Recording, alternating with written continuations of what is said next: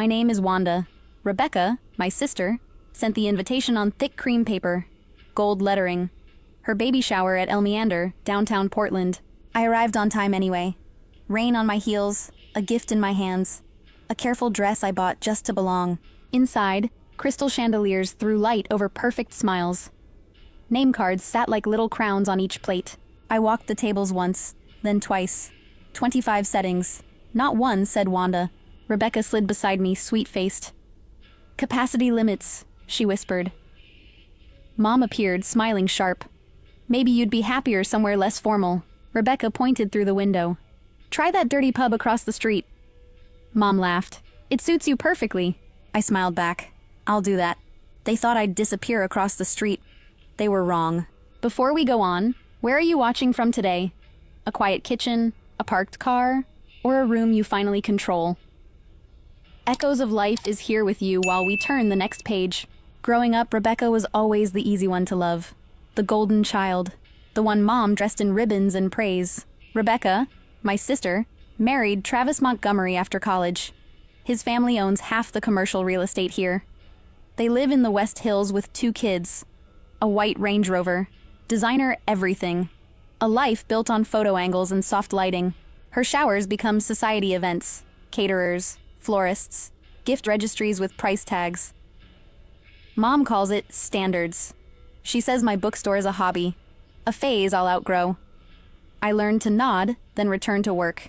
I took a different road. After Portland State, I opened a bookstore. Chapter inverse in the Alberta Arts District.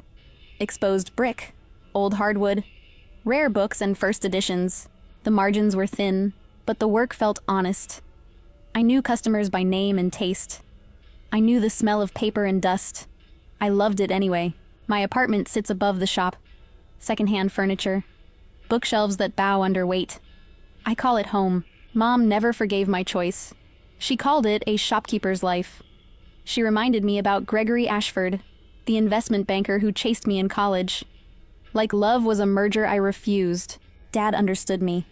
Thomas kept my pride safe. He died 6 years ago, and the house got colder after that. So when Rebecca's invitation arrived, I still hoped. Maybe a seat. Maybe a smile that didn't cut. I didn't know the invitation was just a polite way to erase me. The morning of the shower brought Oregon drizzle. I dressed like I was pleading a case. Navy wrap dress, pearl earrings, makeup I rarely wear. I carried my gift with both hands. A hand-embroidered baby blanket, made by a local artist I trust. Elmeander sat downtown in glass and marble. Crystal chandeliers glittered above white linens. Servers glided past, quiet and sure. The valet took my old Honda Civic. He smiled without warmth. Inside, the private room hummed with perfume and laughter. Pink and gold balloons framed the gift table. Rebecca stood in the center, glowing and effortless. Silk maternity dress. Professional makeup. Mom found me first. Tight smile. You're late, she said. I wasn't. I let it go. I offered the gift bag. Mom glanced at the plain paper. Put it somewhere, she said. Rebecca turned and scanned me. Oh, you came, she said. How sweet. I congratulated her. I listened to baby names and bragging. Then I looked for my seat. Name cards sat on every plate.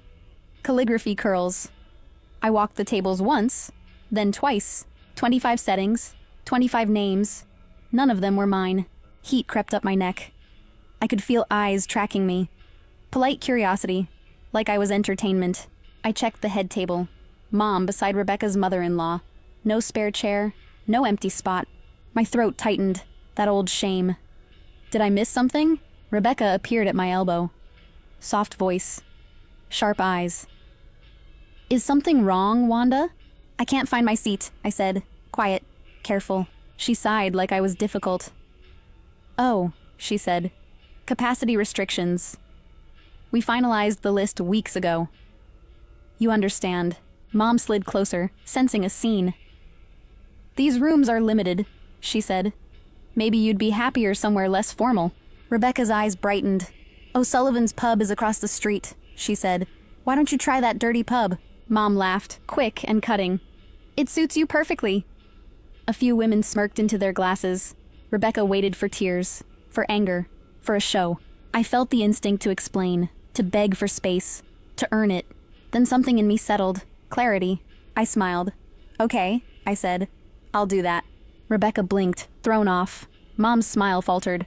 I didn't reach for my gift. I didn't argue. I turned and walked out.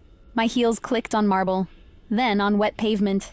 The street smelled like rain and exhaust. I crossed to the pub without looking back. In their world, I was a problem. In mine, I stopped asking. Before we continue, what would you do in that moment? Comment 1 if you'd swallow it and keep the peace. Comment 2 if you'd walk out and protect your dignity. If you'd choose a third path, I want to hear it. Rain tapped the pub windows in steady beats. O'Sullivan's smelled like grilled onions and old wood. Dim lamps. Brass rails. A muted game on a small TV. I shook water from my hair. My mascara threatened to run. Then I saw him in a corner booth. Paperwork spread out. A pen moving fast. James O'Sullivan looked up and stood. Well, he said. If it isn't the book dealer. James, I said. I didn't know this was your place. It's my pub, he replied. Family owned, 70 years. Across the street, Elmeander glowed through the rain. My sister's shower kept going without me. Crystal light.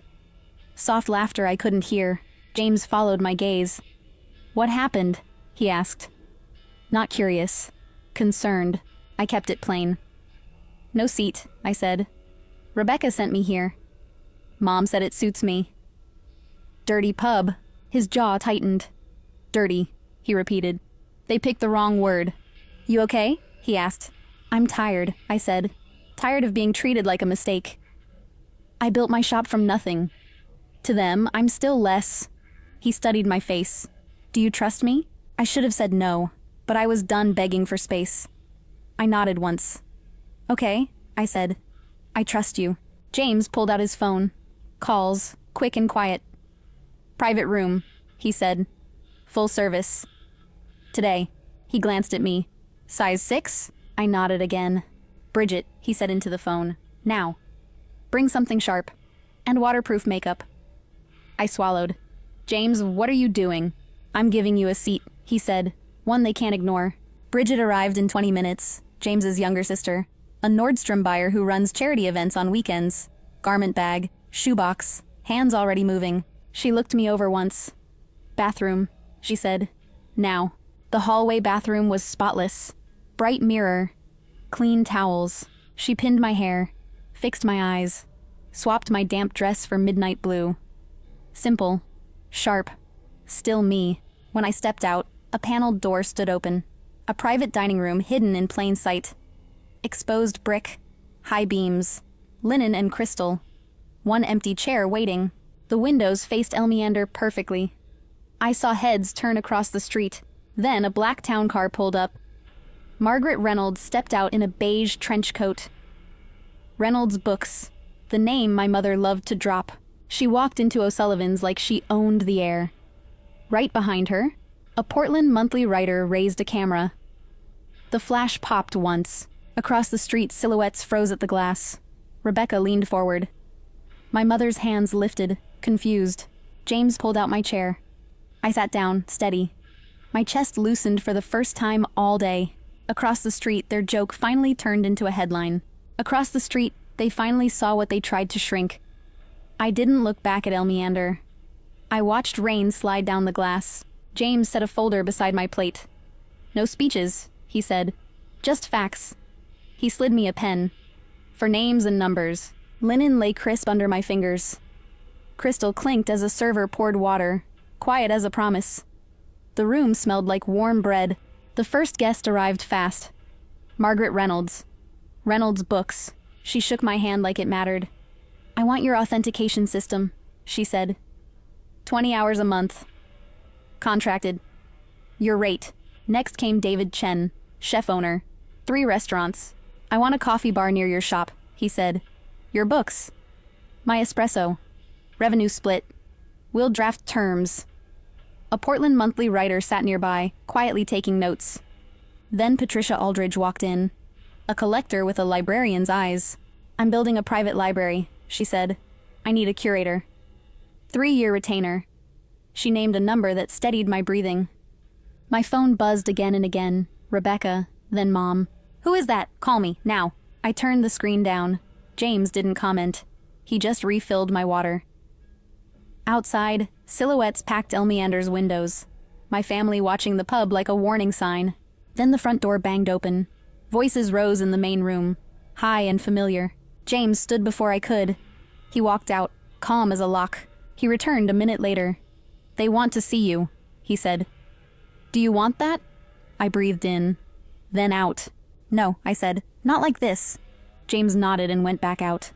I heard him, polite and firm. "This is a private event. She's not available. You can leave a message." Rebecca's voice snapped. "That's my sister."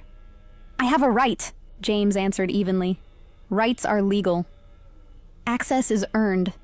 You told her to eat here. You called this place dirty." Mom's voice shook. "We didn't mean it." James didn't raise his.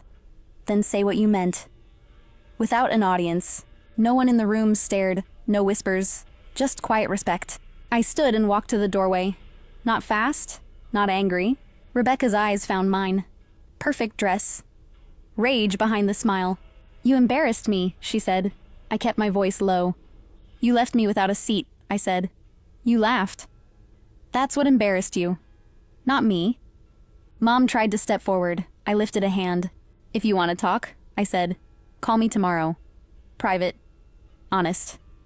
No jokes." Then I stepped back inside. James closed the door. I returned to my chair, steady. 3 business cards sat beside my plate. Patricia lifted her glass. "To women who stopped begging," she said. "They didn't lose a party that day. They lost the version of me who stayed." The next morning, Portland looked rinsed and quiet. Rainwater ran along the curb like silver thread. I unlocked chapter inverse and breathed in paper and dust. The bell over my door chimed once. My phone had 37 missed calls. Rebecca, Mom, 2 unknown numbers. I listened to one voicemail and stopped. Mom's voice was careful, almost polite. "We need to talk," she said. No apology, no ownership, just urgency. I opened my notebook and wrote 3 lines. Private, honest, no audience. Then I did what I always do. I worked. I cataloged a first edition with gloved hands. I answered a question about provenance. I made coffee and watched the steam rise. By noon, emails arrived from yesterday's table. A consulting contract. A partnership draft. A curator retainer with terms and dates. Proof doesn't argue. It sits there and holds. James came by with 2 coffees. No pressure, no speeches, just a warm cup and steady eyes. "You okay?" he asked. I surprised myself with the answer. "I am," I said. "Not fixed, just clear." I didn't call my family back that day. I wasn't punishing them. I was practicing a new rule. If they wanted access, they'd meet me properly. Not in a dining room window. Not with jokes and smirks. Not with my name erased. That night, I walked upstairs to my apartment. Books lined the walls like quiet witnesses. The city hummed below, distant and harmless. I wasn't the family disappointment. I was the one who built a life that survived them. Respect isn't something they hand you. It's something you keep. If any part of this felt familiar, you're not alone. Like, share, and subscribe to Echoes of Life. More stories are coming. Quiet strength, clean truth, real boundaries.